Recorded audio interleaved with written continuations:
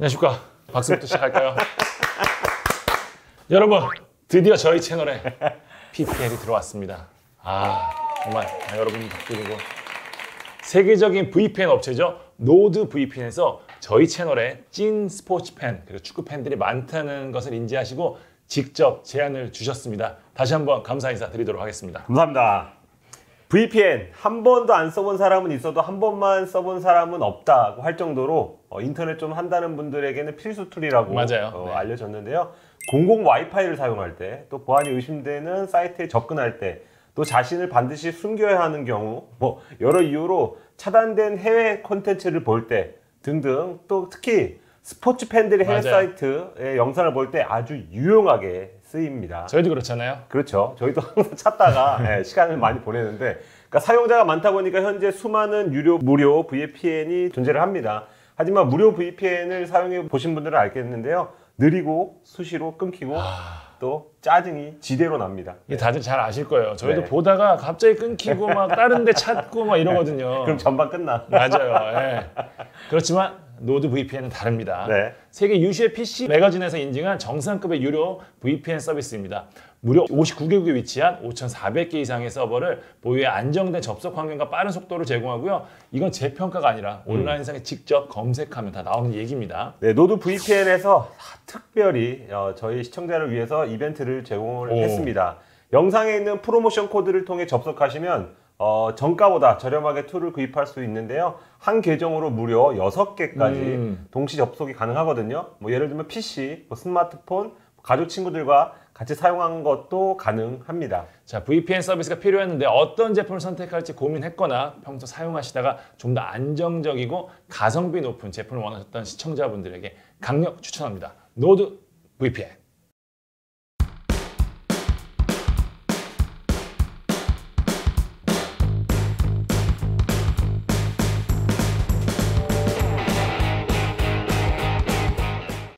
안녕하세요. 볼만찬 기자들입니다. 자, 일전에 저희가 언급을 했었죠. 와우. 도대체 이 와우가 누구냐? 지금 많은 팬분들이 궁금해하시고 어느 정도 답이 나왔습니다. 유력 단독 보도 나왔기 때문에 저희 공개하도록 하겠습니다. 네. 지동원 선수가 FC 서울로 향합니다. 방송을 제가 지금 5일 오후 지금 찍고 있거든요. 현재 거피셜인 상황입니다. 사실 서울 담당이자 이 단독을 터뜨리기 위해서 지금 많은 공을 들였던 타이밍만 보다가 저희 종특 아니겠습니까? 물먹조르를 탄 만 기자에게 자세한 내용을 들여보고 네. 지도권 이적이 확정적이라는 가정하에 서울이 어떻게 달랐지. 사실 이게 굉장히 중요한 게 서울이 여름에 변화가 많기 때문에 지금 순위에서 마무리할 것 같지가 않거든요. 서울이 생각보다 치고 올라간다면 순위 싸움이 굉장히 큰 변화가 될 수 있기 때문에 서울이 어떻게 달라질지는 분명히 제가 체크하고 넘어가야 될 부분이기 때문에 다뤄보도록 하겠습니다. 먼저 많은 팬분들이 이게 궁금할 것 같아요. 지동원 지금 어디까지 왔냐? 구리 GS 챔피언스리그 파크에 지금 왔냐? 이게 지금 다들 궁금하실 것 같거든요. 제가 알기로는 구리까지 다 와서 차가 살짝 막힌 상태입니다. 마인츠와 있는 계약 해지하기로 어느 정도 합의를 했고 서울과도 어느 정도 이적 합의를 했습니다.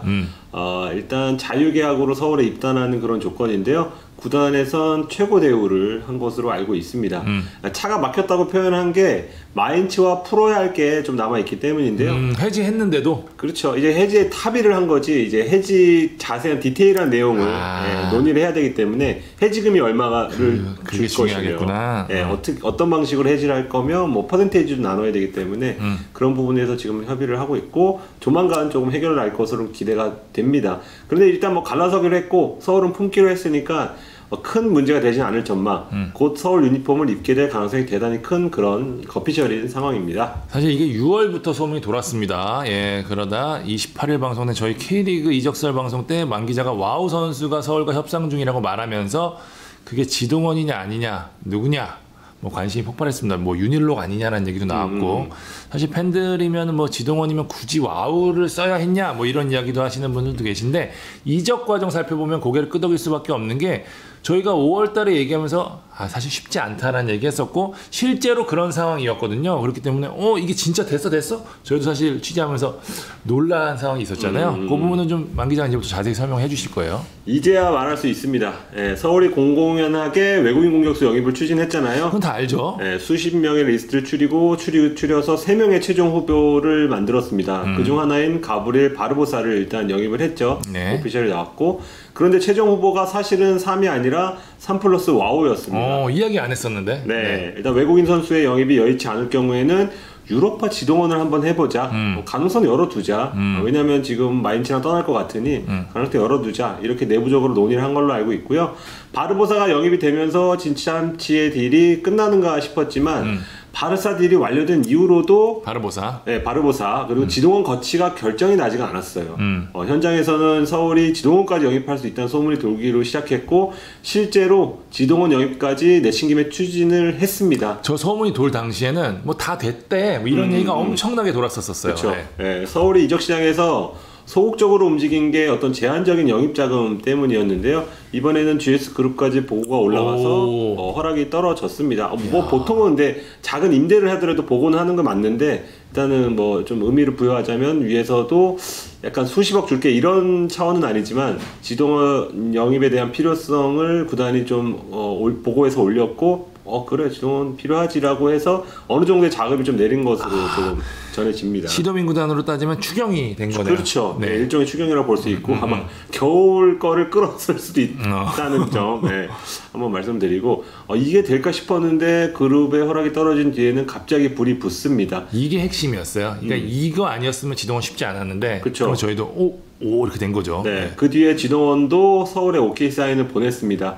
지동원 영입이 유력하다는 보도는 그로부터 이틀 정도 뒤에 나왔다고 보시면 될 것 같습니다. 만 기자가 이러면서 저한테 얘기하면서 써놔야겠어 이러는데 역시 이건 우리가 아는 건 남들도 다 아는 거야. 네, 아들 놀이터에서 그네 밀어주다가 기사 보고 아들아 들어가자 이랬던 기억이 납니다. 자, 저도 여기저기서 들었는데 지동원을 원한 건 서울만이 아니었습니다. 지동원이 또 와우였던 이유 중에 하나인데 이영표 대표가 이끄는 강원이 굉장히 적극적으로 추진을 한 걸로 알고 있습니다. 조건만 따졌을 때 강원이 더 좋았던 걸로 알고 있습니다. 지동원도 뭐 해외 생활을 오래 했지만 병수볼에 대해서는 익히 들어봤을 거고 이영표 대표와는 선수 시절에 아시안컵과 같이 뭐 짧은 시간이었지만 함께한 인연도 있습니다. 그럴 텐데 서울로 마음이 기운 이유는 일단 뭐 말씀하신 대로 조건은 강원이 더 좋았지만 뭐 서울이 그래도 나름대로 최대한의 대우를 해주겠다 이런 제스처를 취한 것도 있고 박주영, 기성용 런던 올림픽에서 동메달을 함께 쓴 친한 형들의 존재가 컸다고 좀 보여지는데요. 그 중에서도 기성용이 적극적으로 지동원에게 서울로 오라 사실상의 에이전트 역할을 한 걸로 전해 들었습니다. 저희가 한번 썰 시간에 얘기했었죠. 기성용 선수가 단톡방에서 야 니들 이쯤에서 됐어. K리그로 돌아와라는 얘기 굉장히 많이 했다고 하는데 그중에 가장 많이 한 선수가 지동원 선수로 알고 있습니다. 네, 기성용이 대표팀 주장도 오래 해서 선수들이 잘 따르는 그런 형의 이미지가 강하거든요.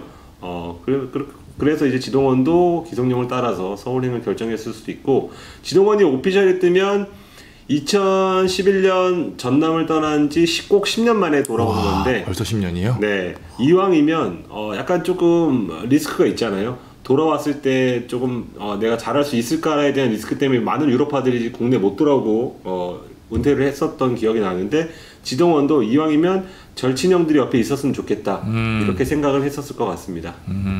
기성용 얘기하니까 SNS상으로 황인범한테 서울 오라고 했던 것도 좀 생각이 나고 네. 서울에 대한 애정 확실히 남다른 거 제가 알 수 있을 것 같고요. 이적 과정에서 꼭 거쳐야 할 과정 중 하나가 지금 유럽파 복귀 과정에서 굉장히 시끌시끌한 일들이 많았잖아요. 우선 협상권 이 부분 빼놓을 수 없는데 지동원이 당연히 전남 유스였기 때문에 전남과 우선 협상권을 맺었겠죠. K리그로 돌아올 경우에 전남과 우선적으로 협상을 해야 된다는 조건이 있었는데 저희가 이 얘기 한번 말씀드린 적이 있었던 것 같아요. 네. 그죠? 지동원의 에이전트사가 시초 글로벌입니다. 여기 속한 선수 중에 대표격이 기성용이고 나상호, 김정민도 있습니다. 나상호는 지난해 여름 성남FC로 임대 갈 때 그리고 김정민은 올해 강원FC로 임대를 갈 때 우선 협상권이 있는 친정팀인 광주와 협상을 거치면서 논란을 원천 차단했던 기억이 있거든요. 지동원은 계약서상으로 전남과 우선 협상권이 있습니다.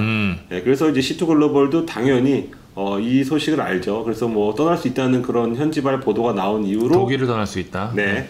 그리고 전남 고위층에 전화를 걸어서 통화를 한 걸로 알고 있고요. 아주 원천 차단했군요. 그렇죠. 예, 당연한 뭐 코스를 밟았다고도 볼 수 있고 전남도 우리 선수라고 생각하는 지동원과 함께하고 싶은 마음에 어느 정도 연봉을 장전해 주는 걸로 아는데 그래도 이 지동원이 사실 냉정하게 시장 평가로는 두 자릿수가 넘는다는 그런 평가를 제가 들었습니다. 연봉이 그런 만큼 사실 합의점을 찾기 쉽지 않았고 그래서 전남을 거친 뒤에 지동원은 그 길로 서울로 향했습니다. 전남 찍고. 네, 지동원은 원래 계획대로라면 2일쯤에는 마인츠로 출국을 했어야 됩니다. 왜냐하면 지금 프리시즌에 그렇죠. 시즌 돌입하기 때문에. 그런데 아직 한국에 머무르고 있는 걸로 알고 있거든요. 이것은 뭐 서울행이 임박했다는 얘기, 또 오피셜을 기다린다는 얘기가 됩니다. 자, 지동원과 서울의 협상에 대해서 제가 상세히 알아봤습니다. 중요한 건 과감하게 영입한 지동원 효과를 봐야 된다는 거 아니겠습니까? 서울 상황이 많이 좋지 않잖아요. 거의 지금 강등권에 있는데 어떤 효과를 기대할 수 있을지 좀 봐야 될 것 같습니다. 네. 전술적으로 좀 보면은 서울이 지금까지 상황을 보면은 박주영 원톱에 나상호, 팔로세비치, 조영욱이 2선을 구성을 하고 그 아래 기성용, 오스마르. 이름값으로는 나쁘지 않습니다. 근데 유기적인 공격 작업이 사실 되지 않았던 게 사실인데 원톱에 사실상 박주영 혼자 포진하다 보니까 부담이 상당했고요. 그런 박주영조차 지금 과거에 비해서 역동성이나 마무리 능력이 상당 부분 떨어진 모습이었거든요. 그렇기 때문에 공격에서 나상호에 대한 의존도가 아주 높았던 게 서울의 문제였습니다. 설상가상으로 여기에 또 어떻게 했냐? 박주영, 조영우, 박정빈이 줄줄이 부상으로 쓰러져 나갔죠. 이러면서 누가 들어왔냐? 정한민, 이인규, 신재원. 신예들이 그 공백을 메워야 됐어요. 뭐 오상고, 오비다 뭐 이런 얘기 들을 정도였는데 그렇죠. 네. 무엇보다 지금 박주영의 대체자가 없어서 나상호가 그 자리에 뛰기도 했고 심지어 홍준호가 최전방에 쓰기도 했잖아요. 누구 하나 만족스러운 모습을 보이지 못하면서 공격력이 눈에 띄게 떨어졌는데 그래서 나상호, 팔로세비치가 공격을 이끌어야 하는 상황에 계속 맞았던 게 나상호도 물론 부상까지 있었고요. 서울의 문제였는데 일단 최전방에 가장 필요로 했던 최전방에 어쨌든 K리그에서는 검증이 된 지동원 선수가 들어왔고 박진석 감독이 굉장히 선호하는 장신 공격수 1m 96에 달하죠. 바르보사가 합류하면서 확실히 무게감이 생겼습니다. 서울팬 입장에서는 나상호, 팔로세비치, 바르보사, 지동원 이거는 만 기자가 지은 이름입니다. 아닙니다. 커뮤니티에. 커뮤니티에? 아, 그래요? 그냥 따온 겁니다. 네. 그렇군요. 딱 쳤는데 나팔바지. 나팔바지. 네, 효과를 기대할 수 있을 것 같습니다. 네, 뭐 예상 포메이션을 좀 자유롭게 유럽 언론에서 잘하는 건데 조금 2선과 1선만 살펴보면 뭐 첫 번째 옵션은 바르보사 원톱에 나팔지가 2선에 배치되는 저는 이게 좀 가능성이 좀 있어 보인다 뭐 생각이 들고 뭐 두 번째 옵션은 지동원 바르보사 투톱 장신 투톱에 돌격이 되는 나상호, 조영욱을 측면에 배치하는 뭐 그 아래는 팔로세비치가 있겠죠. 대단히 공격적인 전술을 꾀할 수도 있을 것 같고 세 번째는 바르보사 원톱에 나상호, 지동원을 양 측면에 배치하는 뭐 4-3-3 형태 또는 3-4-3 형태가 될 수도 있고 팔로세비치에게 공미를 맡기는 뭐 네 번째는 아예 바르보사가 리스크가 좀 있기 때문에 적응 문제나 지동원을 원톱에 두고 뭐 나상호, 팔로세비치, 조영욱을 세우는 그런 다양한 공격 전술을 활용할 수 있을 것 같습니다. 이게 연계가 좋은 지동원이 합류하면서 사실 박진석 감독이 다양한 옵션을 얻은 게 사실입니다. 지금 네. 저희가 그림을 그려놓은 거에서도 느낄 수 있다시피 원톱 아니면 투톱도 가능하고요.